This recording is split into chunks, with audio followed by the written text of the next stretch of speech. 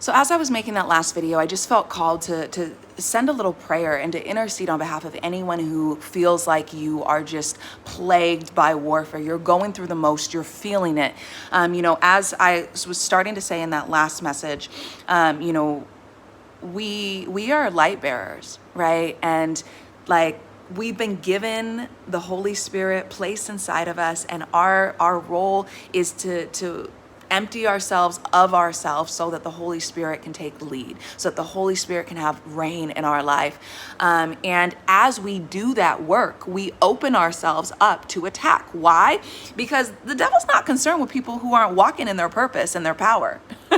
Right? Once we start walking in the full authority that we've been given as co-heirs with Jesus, right? As we start claiming our freedom, our healing and deliverance, which is our birthright. We have already been called free and healed and delivered. And now we war in the spirit to remember that. And I love playing with words because and member, right? So is to do again, and member, it's like these different parts of myself. And so it's like, I've got to take again, all these different parts of myself and bring them into obedience with the Holy Spirit's words, with what God says about me, because they have been membered in this way that the world has been dictating who I am and what I'm worth. But when I go back into the word and say, no, this is who God says I am, I can start pulling apart all the ways in which my body, my being, this physical,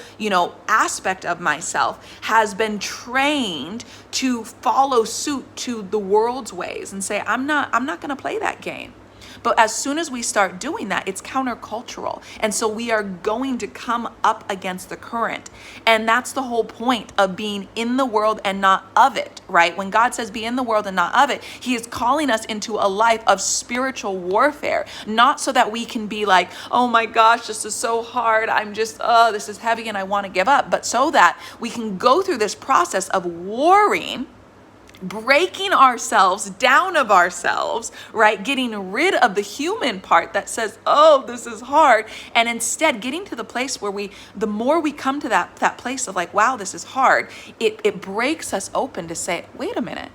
The truth that I know is that this isn't my war. God's already won.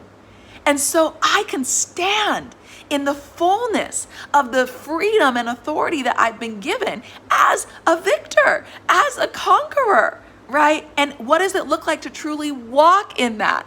And so I said I was going to pray, but we're at the end of this. I'll pray in the next one.